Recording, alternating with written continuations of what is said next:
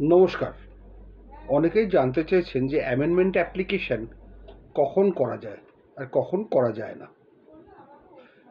Amendment application, amendment of pleading মানে amendment of written statement আর amendment of plaint সাধারণ নিয়ম অনুযায়ী সাক্ষী শুরু হওয়ার আগে করতে হয়। এভিডেন্স শুরু হয়ে গেলে আর অ্যামেন্ডমেন্ট করা যায় না, যদি না কোনো সাবসিকুয়েন্ট ইভেন্ট তৈরি হয় বা ঘটে। সাবসিকুয়েন্ট ইভেন্ট বলতে যে সাক্ষী চলাকালীন এমন কোনো ঘটনা ঘটলো যেটা প্লেন্টে বা রিটেন স্টেটমেন্টে আনাটা জরুরি, যেটা আগে থেকে ছিল না, সেই ঘটনাগুলোকে বলা হয় সাবসিকুয়েন্ট ইভেন্ট।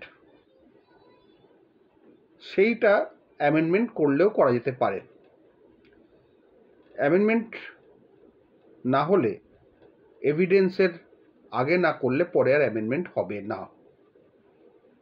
প্রোভাইসোতে সেটাই বলা আছে, যদি সাবসিকুয়েন্ট ইভেন্ট হয় এবং যেটা খুব আর্জেন্ট এবং না হলে ইস্যুটা ঠিকমতো ডিসপোজ হবে না, সেক্ষেত্রে অ্যামেন্ডমেন্ট হয় আফটার ট্রায়াল বা ডিউরিং ট্রায়াল, বিফোর আর্গুমেন্ট। এগুলোকে বলা হয় সাধারণত সাবসিকুয়েন্ট ইভেন্ট, জেনারেল রুল। এছাড়াও ধরুন এমন কোনো অ্যামেন্ডমেন্ট অ্যাপ্লিকেশান করা হলো যেটা সাবসিকুয়েন্ট ইভেন্ট নয়, হয়তো প্লেন্টিভ বা ডিফেন্ডেন্ট ভুলে গেছেন করতে, বা কোনো সাফিসিয়েন্ট কজ ছিল যেটা অ্যামেন্ডমেন্ট করা যায়নি, বা তখন হয়তো তিনি সেই মতো অ্যাডভাইস পাননি যে অ্যামেন্ডমেন্ট করতে হবে, বা লয়ার হয়তো সেই সময় তাকে অ্যাডভাইস করেননি যে অ্যামেন্ডমেন্ট করলে মামলাটা ঠিকঠাক হবে, বা রিটেন স্টেটমেন্টে অ্যামেন্ডমেন্ট করলে সেটা ভালো ডিফেন্স তৈরি হবে।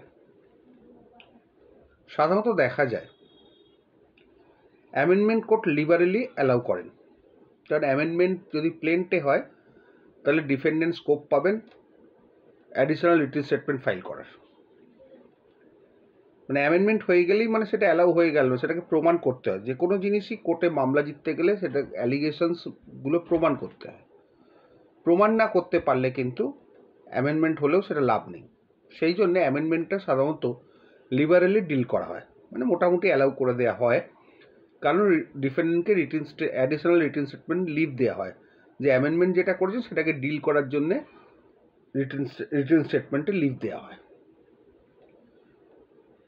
কিন্তু যদি দেখা যায় যে অ্যামেন্ডমেন্ট করলে ডিফেন্ডেন্টের ক্ষতি হতে পারে, ডিফেন্ডেন্ট প্রেজুডিস হতে পারে, বা কোনো অ্যাডমিশন যদি উইথড্র করানো হয় অ্যামেন্ডমেন্টের মাধ্যমে,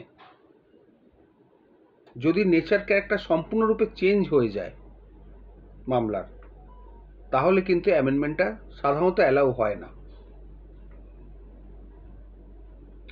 মূল ফ্রেমওয়ার্ক ঠিক রেখে অ্যামেন্ডমেন্ট করলে ফর্মাল অ্যামেন্ডমেন্ট অ্যালাউ হয়ে যাবে। কিন্তু যদি মূল মামলার সঙ্গেই সেটা না যায়, মানে অ্যামেন্ডমেন্ট করলে মূল মামলাটাই অন্যরকম মামলা হয়ে গেল, তার প্রেয়ার আলাদা হয়ে গেল, সেক্ষেত্রে কিন্তু অ্যামেন্ডমেন্ট অ্যালাউ হবে না, সাধারণত হয় না। তবে কিছু কিছু ক্ষেত্রে এক্সেপশনাল সার্কামস্ট্যান্সেস কোর্ট যদি মনে করে যে অ্যামেন্ডমেন্ট অ্যালাউ হলে ডিফেন্ডেন্টের ক্ষতি হবে না এবং নমিনাল ইন নেচার ক্যারেক্টার কোনো কিছু চেঞ্জ হচ্ছে না, তাহলে অ্যামেন্ডমেন্ট আফটার ট্রায়ালও হয়। যেটা আমার একটা মামলায় হয়েছে recently, after trial, after evidence of both the parties, আমরা একটা অ্যামেন্ডমেন্ট অ্যাপ্লিকেশন করলাম যে আমরা টাকা পাঠিয়েছি প্লেন্টিভকে, ল্যান্ডলর্ডকে, সেটা তারা অ্যাকসেপ্ট করছেন না।